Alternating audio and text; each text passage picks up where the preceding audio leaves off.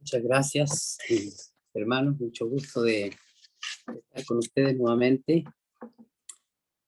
Aquí estamos al lado del hermano Fernando, compartiendo. Gracias al Señor porque me permitió viajar sin contratiempos hasta esta ciudad. Y era una visita que tenía pendiente mucho tiempo. Ya no sé cuántos meses, por lo menos. Creo que son unos 3 años que no había podido estar acá.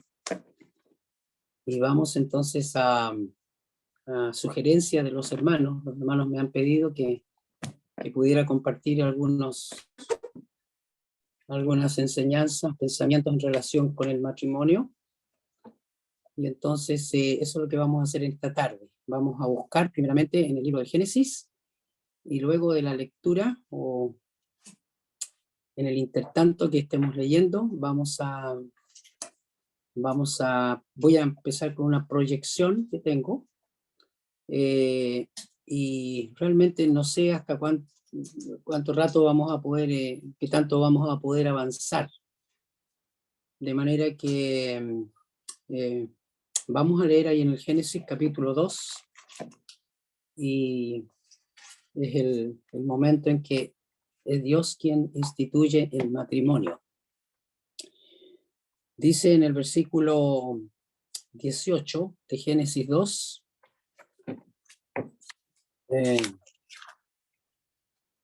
y dijo Jehová Dios, no es bueno que el hombre esté solo, le haré ayuda idónea para él. Jehová Dios formó pues de la tierra toda bestia del campo y toda ave de los cielos, y las trajo a Adán para que viese cómo las había de llamar. Y todo lo que Adán llamó a los animales vivientes, ese es su nombre. Y puso Adán nombre a toda bestia y ave de los cielos y a todo ganado del campo, mas para Adán no se halló ayuda idónea para él. Entonces Jehová Dios hizo caer sueño profundo sobre Adán, mientras éste dormía, tomó una de sus costillas y cerró la carne en su lugar. Y de la costilla que Jehová Dios tomó del hombre, hizo una mujer y la trajo al hombre. Dijo entonces Adán, esto es ahora hueso de mis huesos y carne de mi carne. Esta será llamada varona, porque del varón fue tomada. Por tanto dejará el hombre a su padre y a su madre, y se unirá a su mujer, y serán una sola carne. Y estaban ambos desnudos, Adán y su mujer, y no se avergonzaban. Hasta ahí la lectura, y vamos entonces a meditar en esta oportunidad, entonces, en este tema del diseño divino para el matrimonio. Quiero que me digan si se ve, ¿está bien ahí? ¿Se ve? ¿Se aprecia? Ahora sí, hermano. Ya, bueno. Como el título de lo que habíamos puesto ahí en la invitación era diseño divino del matrimonio o para el matrimonio, esto es parte de un conjunto de enseñanzas, y voy a procurar resumir, porque aquí hay bastante material para bastantes reuniones. Normalmente yo comienzo en este tema a hablar acerca del diseño divino para el esposo, y después el diseño divino para la esposa, y entonces después vamos a este punto. No sé si voy a hacer referencia al esposo y a la esposa de pasada, digamos, pero lo que me interesa es que nosotros podamos considerar este tema, que es un tema bastante amplio y bastante profundo, y creo que es bastante atingente también, porque si podemos decir, la sociedad está en crisis. Nuestras sociedades, no tan solo la sociedad chilena, sino la sociedad a través del mundo en crisis, es porque los matrimonios están en crisis o las familias están en crisis. Y así como este tema y otros más que nos entrega la palabra de Dios, nos encontramos con muchas dificultades. Al menos a través de mis años de meditación en este tema, yo he encontrado 5. Les he ido agregando a medida que voy meditando en este tema. Creo que inicialmente empecé con 3. La primera de las 5 I, de las dificultades, y empiezan con I justamente con un propósito de memorizar o de pensar, ¿no? Una regla mnemotécnica, podríamos decir, que comienza con la letra I, la primera I, que es la ignorancia. Hay una dificultad bastante grande y especialmente lo estamos considerando en el día de hoy, en la sociedad en que estamos viviendo. Cuando realmente es lamentable el testimonio de la palabra que hay ignorancia en los tiempos que vivimos. Yo he puesto ahí a continuación, a mano derecha en la pantalla, cómo se resuelve este problema. Oír y oír atentamente lo que Dios dice. Sabemos que la ignorancia es representada en las escrituras como la ceguera. De manera que cuántos son ciegos que no están tomando en cuenta lo que Dios dice, y por eso entonces van vagando por el camino, van como un ciego por este mundo. Cuando en las escrituras encontramos en el libro de Deuteronomio que Dios da instrucciones al pueblo a través de Moisés. Dios le dice al pueblo: harás congregar al pueblo varones y mujeres y niños, y tus extranjeros que estuvieren en tus ciudades. Los que hemos venido experimentando este tema de la inmigración, algunos de ustedes ya conocen el tema a través de muchos años, acá en Chile pocos años, donde aquí tenemos hasta incluso extranjeros que estuviesen en tus ciudades que habrían de congregarse también. Y damos gracias al Señor por también tener entre aquellos extranjeros hermanos nuestros que también tienen el privilegio de oír lo que Dios dice. Y dice aquí: harás congregar al pueblo, varones, mujeres y niños, para que oigan y aprendan y teman a Jehová vuestro Dios y cuiden de cumplir todas las palabras de esta ley. Y los hijos de ellos que no supieron, oigan y aprendan a temer a Jehová vuestro Dios todos los días que vivierais sobre la tierra donde vais pasando el Jordán para tomar posesión de ella. No voy a hacer más referencia a esto, porque en realidad esto no tan solo se aplica a la instrucción respecto del matrimonio. Se refiere a muchas otras cosas a través de las cuales Dios nos quiere instruir adecuadamente para que nosotros salgamos de la ignorancia. Y si hay algo que uno va comprobando a medida que van pasando los años, es que hay muchísima ignorancia respecto a el diseño de Dios para el matrimonio. Hay una segunda I de dificultad, que es la incapacidad, y puse la palabra desaprender porque no existe la palabra en nuestro idioma, pero el que lee esa palabra fácilmente entenderá que se trata de dejar de considerar algunas cosas que uno ha aprendido mal. Justamente en este pasaje está enfatizando el hecho de oír para que aprendan. ¿Y cómo nosotros aprendemos? Nuestra primera fuente de aprendizaje en nuestra familia, en la familia, nuestros padres, como hemos visto el modelo, el buen o mal modelo de nuestros padres. ¿Por qué digo esto? Porque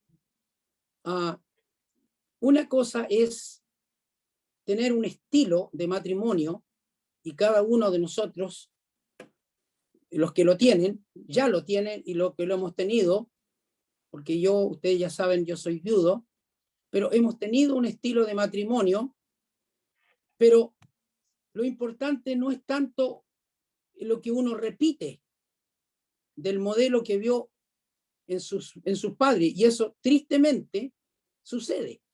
Tenemos tendencia a seguir el modelo, aunque algunos dicen, no, yo no voy a hacer lo que hicieron mis padres, yo no voy a conducirme, yo no voy a imitar el ejemplo o el mal ejemplo que vi en ellos. Pero a veces inconscientemente se tiende a repetir aquella conducta. Y algunos que dicen, yo no voy a hacer absolutamente nada de lo que vi, el ejemplo, porque no estoy de acuerdo, porque no me parece, porque no me gusta, dice alguno. Y algunos se van al otro extremo.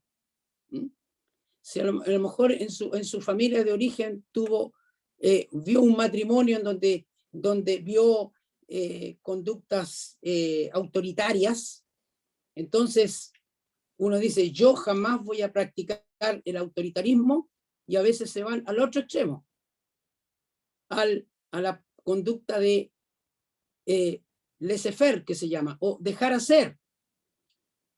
Se van al otro extremo. ¿Por qué digo esto? Porque realmente muchas veces ni un extremo y el otro es bueno. Lo importante no es tanto ir al extremo, sino ir a lo que Dios dice. Y por eso entonces que en el matrimonio es muy importante. Y muchas veces, como digo, volviendo al punto ahí, que a veces hay una incapacidad para desaprender el mal aprendido. Hay cosas que están tan interiorizadas en nuestra conducta que sin querer a veces hacemos aquello que no corresponde. Y a lo mejor leyéndolo directamente en las Escrituras también insistimos en hacer aquellas cosas porque no hemos aprendido. ¿Y cuándo hemos aprendido algo? Cuando lo hacemos. Si usted no hace lo que usted tal vez está leyendo, es porque usted no lo ha aprendido. ¿No es cierto? Y usted puede decir, no, si yo ya conozco, yo ya sé lo que dice Dios. Pero si usted no lo hace, ¿cree usted de qué sirve? Bueno, el tercer punto es la indeterminación a cambiar lo equivocado. Y obviamente, todos nosotros los seres humanos tenemos lo que se llama una negación al cambio, una resistencia al cambio, así se llama, resistencia al cambio. Tenemos el hábito de hacer ciertas cosas y realmente no lo hacemos. ¿Cuál es la solución? Así como en el caso de la ignorancia es oír, acerca de cómo el problema de la incapacidad es aprender, la solución para la indeterminación o de cambiar lo equivocado está en Romanos 12, cuando el apóstol Pablo exhorta a renovar nuestro entendimiento, ¿no es cierto? Romanos 12, el pasaje tal vez bastante conocido. Así que, ¿no es cierto?, en vista de las misericordias de Dios, os ruego por la misericordia de Dios que presentéis vuestros cuerpos en sacrificio vivo, santo, agradable a Dios, que es vuestro culto racional, ¿no es cierto? Y dice, no os conforméis a este siglo, sino transformaos por medio de la renovación de vuestro entendimiento. Entonces, si hay en nosotros una determinada indeterminación, podríamos decir, a cambiar, ¿no es cierto?, una resistencia al cambio, la Escritura nos enseña que realmente la renovación de nuestro entendimiento hace posible que vayamos cambiando nuestra actitud primero y nuestra forma de comportarnos. Hay un tercer punto, y es la I de insensatez. El apóstol Pablo escribe a los efesios y les dice en el versículo 15, mirad, el capítulo 5, versículo 15 de Efesios, dice, mirad con diligencia como andéis, no como necios, sino como sabios. ¿Cuántas veces manifestamos nuestra insensatez, nuestra necedad en la práctica de la vida cristiana, de lo que Dios nos enseña en su palabra? ¿Y qué es lo que tenemos que hacer? Usted dirá, es bien claro y bien directo, ¿no? ¿Qué tenemos que hacer? Andar de manera sabia, conducirnos sabiamente. ¿Y cómo lo hago? Bueno, ahí está la palabra. Ahí está lo que Dios nos ha revelado. Que nos preocupemos de nuestro estilo de vida, porque el andar es nuestro estilo, el estilo de vida, ¿no? Bueno, andar sabiamente. Y dice claramente la Escritura, mirad pues con diligencia como andéis, con diligencia. ¿Ah? ¿Qué es lo contrario de la diligencia? La negligencia. No seamos negligentes. Procuremos andar sabiamente, y para andar sabiamente necesitamos conocer lo que Dios dice. Y en quinto lugar, el otro problema, la otra dificultad es la indulgencia personal, ¿no? La pereza, la falta de esfuerzo personal para hacer los cambios que nosotros necesitamos hacer. Y la indulgencia muchas veces significa sencillamente decir, yo soy así, yo no puedo cambiar. ¿Sabe que si usted no puede cambiar, es porque usted no está haciendo caso de la palabra de Dios? Hay muchas cosas. Hay un estilo de vida, una manera de enfocar la vida que puede ser cambiado, que puede ser transformado si nosotros hacemos un esfuerzo y no nos escudamos en que no, yo soy así, nunca voy a cambiar. Es cierto que hay ciertas y muchas cosas de nuestro temperamento que está con nuestro ADN, con nuestra genética, que no vamos a cambiar nunca, es verdad. Pero Dios, a través de su palabra, nos exhorta a no ser perezosos. Cuando dice ahí el libro de Proverbios capítulo 24, dice, pasé junto al camino del hombre perezoso, junto a la viña del hombre falto de entendimiento, y aquí por toda ella habían crecido los espinos, ortigas habían ya cubierto su faz, y su cerca de piedra estaba destruida. Miré y lo puse en mi corazón, lo vi y tomé consejo. Bueno, y de ahí sigue hablando algo más respecto a este perezoso. Está hablando una persona, de un trabajador, que deja que crezca la maleza. Qué tremendo daño se genera en la vida cuando uno deja que la maleza crezca, aquello que no ayuda, aquello que entorpece nuestra vida espiritual. Y estoy diciendo esto porque esto tiene aplicación a muchos aspectos y no tan solo al matrimonio. Y entonces, vamos a ver qué es lo que Dios dice. Ahí les presento un dibujo que hizo mi nieta mayor. Tendría unos 6 o 7 años cuando hizo aquel dibujo. Menos tal vez. Lo tengo anotado por allí. Pero como yo le dije, hazme un dibujo de la familia. Ustedes tienen nietos seguramente, tienen hijos.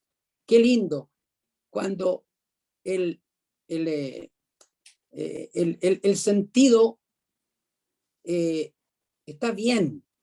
Yo me alegré, porque mire, si ustedes se fijan, bueno, hay una prueba psicológica que hacen los especialistas cuando depende el dibujo que hace de la familia, es como detectan la percepción que tiene el niño o el hijo respecto de su familia. Y fíjense que cuánto me alegré de ver que mi yerno aparece así, ahí en el centro y con una estatura más elevada que la de mi esposa. Y luego viene ella, mi nieta, a mano derecha ahí, un poquito más grande que mi nieto. Hagan la prueba, cómo sus nietos o sus hijos hacen, sus hijos pequeños dibujan a la familia y ustedes van a darse cuenta si están de acuerdo al rol bíblico del hombre, de la mujer y de los hijos. Digo esto de pasar más. Definición de matrimonio. La Escritura dice en Hebreos capítulo 13, versículo 4, honroso sea en todos el matrimonio. El matrimonio es un estado honroso. Dice matrimonio es el estado matrimonial. El estado matrimonial, según la Escritura, es un estado honroso. Es un estado adecuado, agradable a Dios. Honorable, podríamos decir, honorable. Honroso sea en todos el matrimonio y el lecho sin mancilla. En algún momento, tal vez, no creo que hoy día, pero otro día que vamos avanzando en nuestro estudio, literalmente lo que dice la Escritura es honroso sea en todos el matrimonio y el coito sin mancha. Así se lee, el coito sin mancha. Pero a los fornicarios y a los adúlteros los juzgará Dios. Entonces, así como en el principio hemos leído que Dios estableció el matrimonio, claramente a través de las Escrituras, cuando habla acerca de aquella relación íntima entre un hombre y una mujer, no de acuerdo a lo que Dios enseñó y el propósito original de Dios, que fuera entre un hombre y una mujer unidos en matrimonio, es algo que no es aceptable, no es agradable ante los ojos de Dios. Y por eso que la fornicación, que es la palabra porneia, ¿no?, que abarca una gran variedad de pecados sexuales, todos los pecados sexuales, podríamos decir, que ustedes puedan pensar, están bajo esa palabra porneia, es el paraguas que incluye todas aquellas formas de intimidad sexual, aparte de este estado honroso que es el matrimonio. Y aparece también de manera destacada los adúlteros.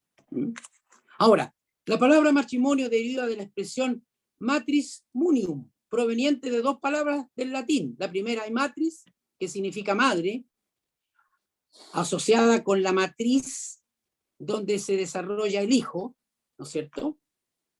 Y munium, gravamen o cuidado, viniendo a significar el cuidado de la madre por parte del marido o el padre o el pater, ahí en latín.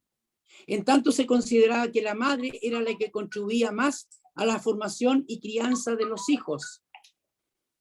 Otra posible derivación provendría de matrium muniens, significando la idea de defensa y protección de la madre. Esa es también la defensa y protección de la madre, implicando la obligación del hombre hacia la madre de sus hijos.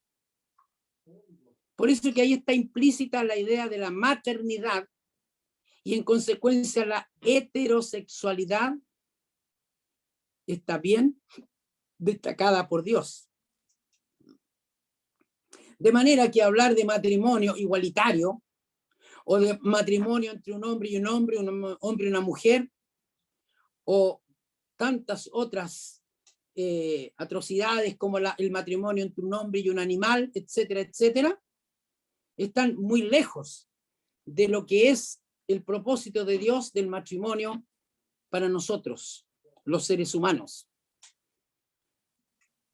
Hace muchos años atrás encontré esta ilustración de Génesis 2:24 que me parece que es tan interesante y que es uno de los versículos claves que ya vamos a ver inmediatamente un rato más, que son uno de los versículos importantísimos y que hablan y que definen el matrimonio. Por tanto, dejará el hombre a su padre y a su madre y se unirá a su mujer y serán una sola carne. O sea, el matrimonio entre un hombre y una mujer. Dejará, dice, por tanto dejará. Y ahí está la palabra transición. Abandona el nido inicial para luego dejar aquel nido y juntarse con la mujer. El hombre, dice, dejará el hombre. ¿Y por qué habla de hombre? Creo que aquí está implícita la palabra madurez. No habla de un niño, no habla de un muchachito. Dice, dejará el hombre. Es lo que Dios instituye aún antes que hubiese más hombres.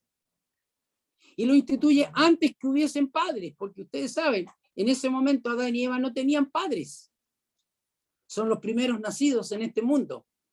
Y dice aquí, dejará a su padre y a su madre y se unirá. Ahí está. Ahí está la nueva familia. Ya vamos a ir en detalle un poco más explicando este versículo, donde están los principios básicos del matrimonio.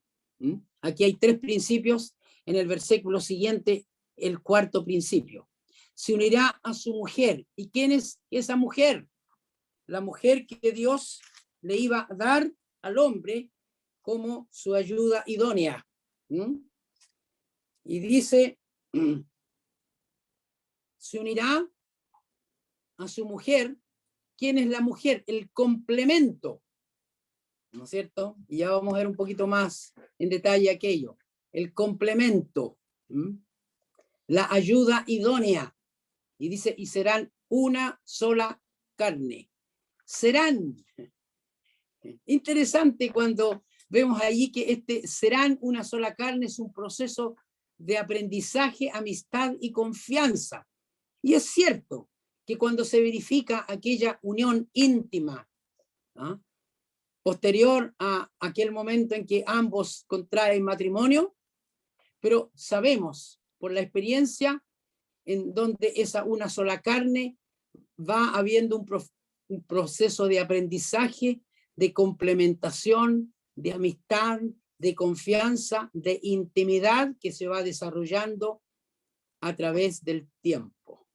Esta intimidad, esa sola carne, que es más que sencillamente la unión física, porque en los animales hay unión física para reproducirse o para estar juntos, pero en el ser humano aquí tenemos esta intimidad profunda entre 2 personas, entre 2 seres humanos, entre 2 seres hechos a imagen y semejanza de Dios.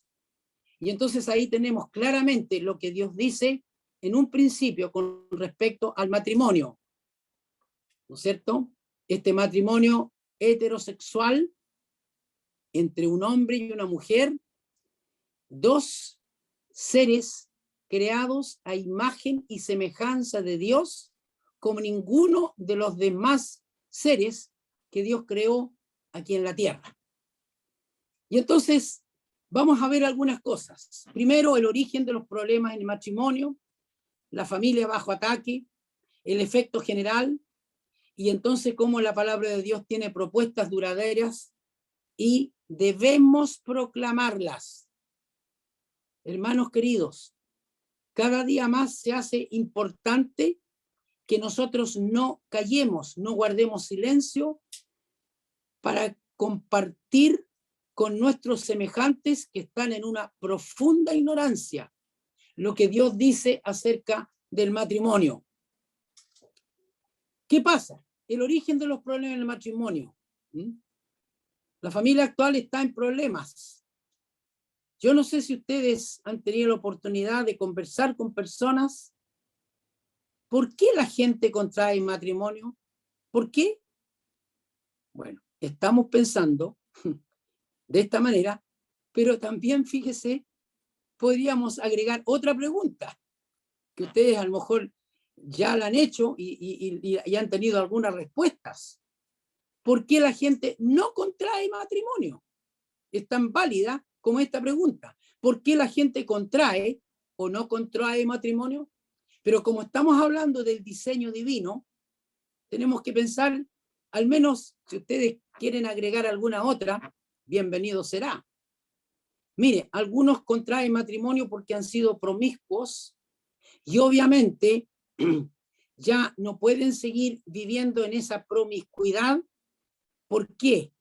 Porque al comenzar con su relación, con sus relaciones sexuales a una edad muy, muy temprana, ¿ah?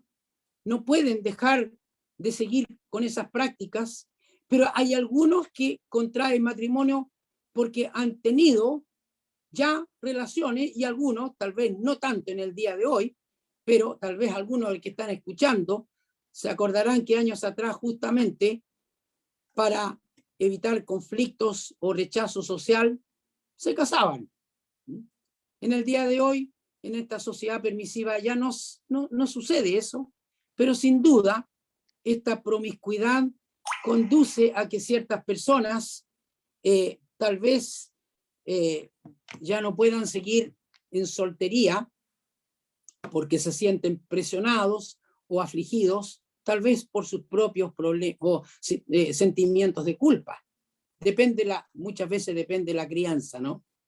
A veces gente contrae matrimonio para compensar faltas, para compensar faltas que ellos tienen. Entonces, si en algunos casos, mujeres han tenido una mala imagen de padre y realmente necesitan un padre, van a encontrar a lo mejor un hombre que reemplace su falta de padre. Y hay cuántos conflictos cuando realmente las mujeres buscan no un esposo, sino buscan un padre detrás de aquel marido, ¿ah? En el cual están pensando. Y así también las mujeres, los varones, ¿ah? Tienen una falta de madre y buscan en su esposa como una madre. Y en realidad se generan muchos problemas, muchas anomalías, muchos trastornos. ¿Por qué? Porque no es eso lo que Dios quiere. Dios le da al hombre ahí al principio una ayuda idónea, una compañera, un complemento, una persona que es como él, pero no es como él. Vamos a ver. Somos iguales, pero diferentes. Iguales en dignidad, iguales en derechos, iguales en ser hechos a imagen y semejanza de Dios, pero diferentes. Como ustedes seguramente ya lo han constatado a través de los años, no tan solo si todavía no se casan, en su familia, donde ustedes han crecido con hermanos o con hermanas, o en el colegio donde han tenido la oportunidad de compartir con hombres y con mujeres, con damas y varones, y también aquellos que ya están en una relación conyugal, digamos, ¿ah? Para confesar faltas, para compensar. Otro caso es idealizar al cónyuge, ¿ah? En realidad, hay personas que no ven la realidad, como que se niegan a ver la realidad, ¿ah? Bueno, de más está decir que especialmente en aquellos días antes del matrimonio y en aquella primera etapa del matrimonio, ¿no es cierto?, uno tiende a idealizar y que a medida que van pasando los años va cayendo en cuenta de que no se casó con un príncipe azul, ni tampoco se casó con una princesa. Se casó con una mujer o con un hombre de carne y hueso, con tal vez las mismas o mayores debilidades, flaquezas y la práctica de torpezas que uno mismo, ¿no? En cuarto lugar, para legitimizar el sexo. Esto cada vez es menos frecuente, ¿no? Porque la idea es que se oculta, digamos, una práctica o una vida sexual activa a través de pretender encubrirlo en un matrimonio.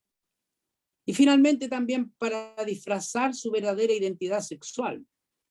Hay lesbianas, hay gays, homosexuales que se casan para tener una práctica sexual disfrazada, a veces por diferentes razones. Como digo, esto cada vez es menos, pero sí existe todavía. La familia está bajo ataque, el matrimonio está bajo ataque, y entonces yo he separado los enemigos en externos como en internos, ¿no? Los ataques externos, la filosofía del playboy, no creo que necesite especificar mucho respecto de cómo en las conductas de hombres, pero también de mujeres, hay conductas livianas, hay conductas de filtreo, de querer mostrarse de una manera inadecuada, una conducta impropia, pretendiendo atraer a otros o a otras o a muchas, ¿no es cierto?, para ser el centro de la atracción. El segundo ataque externo también, y cada día más fuerte, es el movimiento LGBTIQ+, ¿no es cierto? Lesbianas, gays, bisexuales, transexuales y intersexuales y queer, que son todo lo demás, el Q+, todas las otras posibilidades en relación con esta ideología de género, ¿no es cierto? Todos los géneros posibles que abarca este movimiento, ¿no?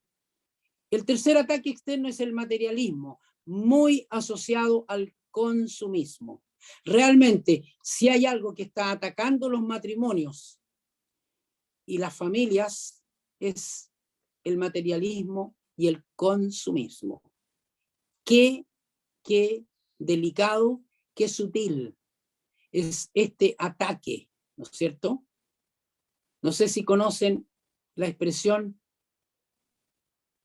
el consumo me consume. El consumo está consumiendo la vida espiritual, la vida relacional, la vida social, la vida familiar, la vida matrimonial, la vida íntima de muchos matrimonios. Cuarto lugar, contaminación de los medios de comunicación y entretención.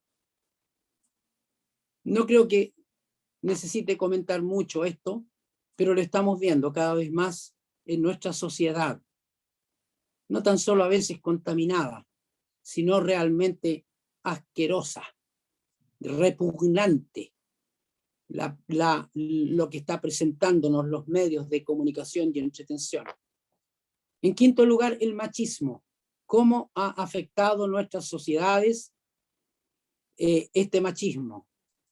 Y algo que es mucho más que machismo en la actualidad, el feminismo, porque el feminismo no es lo contrario del machismo, es el machismo y mucho más, sobre todo en aquellos feminismos más extremos, porque debemos decir que hay alrededor de unos 15 tipos de feminismos. No todos los feminismos son iguales, pero sí hay una cosa, que cada vez más está atacando al matrimonio y a nuestra sociedad. En séptimo lugar, la gratificación instantánea, lo que se llama touch and go, ¿eh? Tocar e irse, tocar lo instantáneo, el dejarse llevar por aquellos deseos pecaminosos de los cuales el apóstol Pedro habla ahí en su primera epístola, cuando dice, como hijos obedientes, no os conforméis a los deseos que antes teníais estando en vuestra ignorancia. Primera de Pedro, capítulo 1, 14, ¿no? Los deseos pecaminosos. En el versículo 11 del capítulo 2 de la primera de Pedro dice, amados, yo os ruego como extranjeros y peregrinos que os abstengáis de los deseos carnales que batallan contra el alma. Bueno, esto es lo que se llama la gratificación instantánea. ¿Por qué puede ser malo si me gusta tanto, si siento tanto placer? 8. Otro ataque externo, los modelos de sustitutos del matrimonio. es algo que ya no llama tanto la atención, pero es un enemigo, la convivencia, llamada de manera tan elegantemente unión libre o convivencia, pero no es más que lo que la Escritura define como concubinato. En nuestras sociedades no es bonito, no sería bonito, no sería elegante presentar a la pareja, ¿no es cierto? Como esta es mi concubina, ¿no? Yo creo que a ustedes no les agradaría hacer eso y a nadie, ¿no?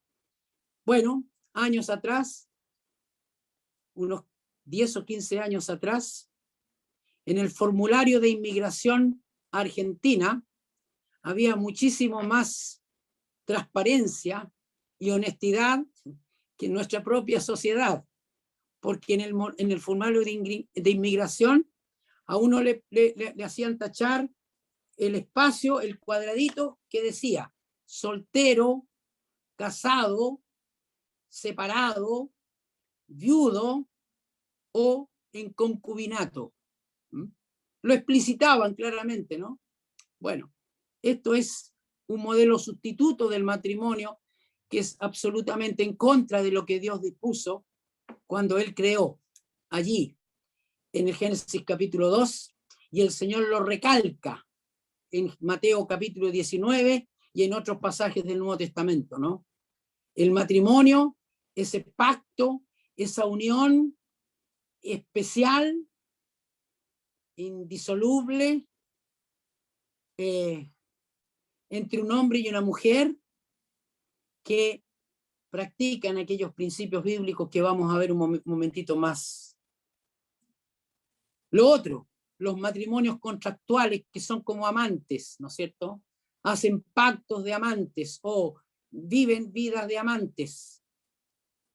Otros que se llaman los semimatrimonios, que en el fondo es muy parecido a aquellos matrimonios que no viven juntos, porque hay en algunas sociedades aquello, tienen un matrimonio, pero uno vive en su departamento, el hombre, la mujer en su propio departamento, y como viven cerca de sus trabajos, entonces se juntan para satisfacer sus deseos sexuales y siguen viviendo cada uno por su cuenta. ¿Qué clase de matrimonio son aquellos, no? Y todos aquellos arreglos prenupciales, ¿no? Incluso también sabemos que hay países de donde hay muñecas, ¿no es cierto?, de PVC, muñecas inflables que reemplazan a la pareja, y entonces estos son un modelo sustituto del matrimonio, son del tamaño del tamaño de una mujer, ¿no? Y que tienen ciertas cualidades que las hacen muy similar a una mujer, pero son muñecas. Y eso está en venta y en arriendo en algunos países. Hay ataques internos, la vida acelerada, ser un esposo y un padre ausente. Eso también se da a veces en las madres, porque eso está relacionado con el tercer punto, creer que ser madre es poca cosa. Ese es un ataque interno, la conciencia de las mujeres en la actualidad como queriendo decir ser madre es menos importante que ser profesional. No, mis queridas hermanas, no, mis queridos hermanos. La maternidad es algo trascendental. Y es cierto y es bueno que una mujer tenga una profesión, pero ojalá una creyente en el Señor Jesús nunca piense de manera equivocada que la maternidad es menos importante que su desarrollo profesional. Otro enemigo, otro ataque interno es la falta de comunicación. Más adelante, si Dios quiere, lo vamos a ver en detalle si es que el tiempo nos alcanza. El ignorar las diferencias entre hombre y mujer. También vamos a ir un poco más en profundidad respecto a esto. La falta de transparencia, la falta de comunicación entre la pareja, la falta de transparencia, ocultar ciertas cosas, ¿no? Ocultar a veces el manejo financiero el gastar a espaldas del otro ciertas cosas o darse ciertos gustitos, como se dice, ¿no? Sin tomar en cuenta al otro o a ella, también es un ataque muy fuerte. Descuidar la intimidad.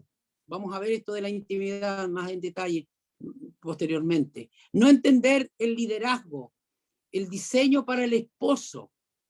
Estamos también en una crisis de la varonilidad, de la vida varonil, de lo que el Señor dice, de lo que debemos ser los varones, los hombres. Y hay un tremendo déficit en la falta de liderazgo en el hogar, en el matrimonio y en la familia. También sucede esto en la iglesia, tristemente. No respetar al esposo, no sujetarse al esposo. El diseño para la esposa, algo bien específico, después vamos a ver. ¿Y qué decir del 10º punto? La adición a las pantallas, a la TV, al celular y el tema de las redes sociales. Son ataques que van dentro de la misma realidad de un matrimonio. ¿Cuánto están deteriorando la convivencia, la vida? El 11, olvidar e ignorar lo que es el verdadero amor. Vamos a hablar de eso si Dios quiere. ¿Qué es lo que es el verdadero amor según las Escrituras? Y el último punto, descuidar lo que Dios dice del matrimonio y la familia. Por ejemplo, lo que Dios dice, como hemos dicho, del rol del esposo, del rol de la esposa, y etcétera, como el tratamiento o la crianza de los hijos. ¿Cuál es el efecto en general? El efecto en los solteros. Gente insegura, gente que no sabe claramente por dónde ir en su vida, no tienen parámetros claros como para saber adecuadamente tomar decisiones, no tan solo en los varones, sino también en las damas. El efecto en general. Y en los casados, el miedo a fracasar, no disfrutar de las bendiciones que el Señor tiene. Y aquí se destacan un par de síndromes que se han dado en reconocer en los últimos años. Los hombres Peter Pan, ¿no? Aquellos que se han quedado anclados en su infancia, que tienen miedo a crecer, a aceptar los roles que les corresponden por su edad, lo que impide su desarrollo personal y dificulta sus relaciones. Ese es un problema que estamos viviendo en nuestras sociedades actuales. Y el otro síndrome, el que se llama el síndrome de Simón, es un cuadro clínico, fíjese que se da en Occidente en la actualidad. Es un juego de palabras, ¿no es cierto? Este acróstico, Simón, soltero, la I de inmaduro afectivamente, la M de materialista, la O de obsesivo por el éxito y la N de narcisista. Se mira a sí mismo. ¿Cuánto lo estamos viendo cada vez más? ¿No es cierto? ¿No es cierto? Ahí está.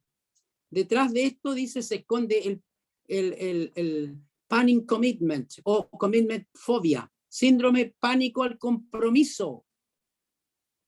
Algunos lo clasifican como una variante del síndrome de Peter Pan. No se están comprometiendo. Por eso que prefieren tener relaciones libres, sin compromiso, y realmente está causando tanto conflicto, tanto que lo que vemos en la crisis de la sociedad. Vamos entonces a ver, si Dios quiere, ideas contemporáneas y el diseño de Dios. Realmente. Vamos a llegar hasta aquí, porque el tiempo nos ha pillado. Los dejo aquí. No voy a seguir más por ahora. Esta es una introducción, podríamos decir, y espero que vayan pensando. Sobre todo que vamos a ir viendo qué dice la Biblia, esta declaración de matrimonio que Dios incluye 4 veces en la Biblia. Ahí está, Génesis 2, Mateo 19, Marcos 10, Efesios 5. Por tanto, y por esto dejará el hombre a su padre y a su madre, y se unirá a su mujer, y será una sola carne. Pero vamos a dejar hasta aquí por ahora.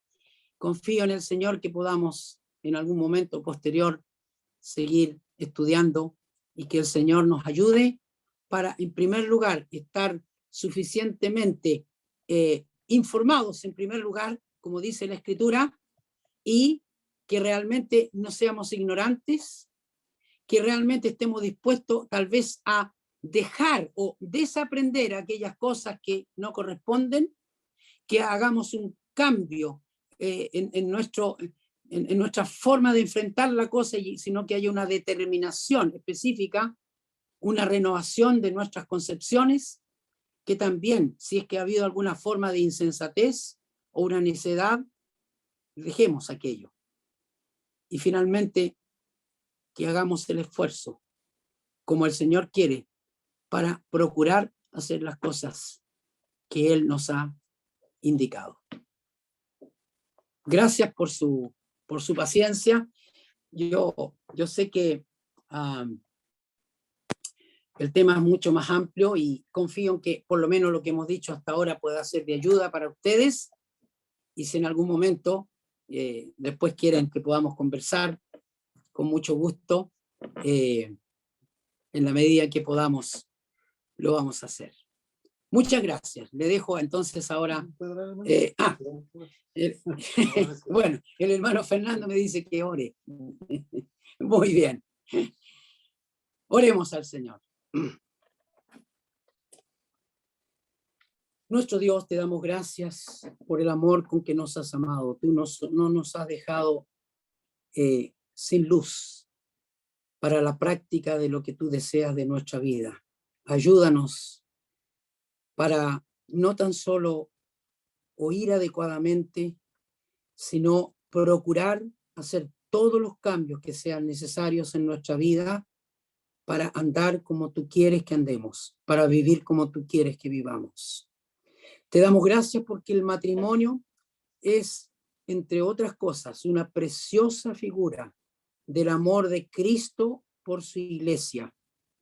Y cuánto anhelamos que en lo que vamos a seguir estudiando haya personas que no tan solo reflexionen respecto de su necesidad de hacer cambios en su propia vida personal, sino que por sobre todas las cosas piensen en la necesidad de volverse a ti, de venir a Cristo para encontrar en Él salvación, perdón, vida nueva, que tú estás dispuesto a dar a cada uno de nosotros. Gracias por los que somos tuyos. Gracias por los que ya conocemos a la persona de Cristo como nuestro Salvador.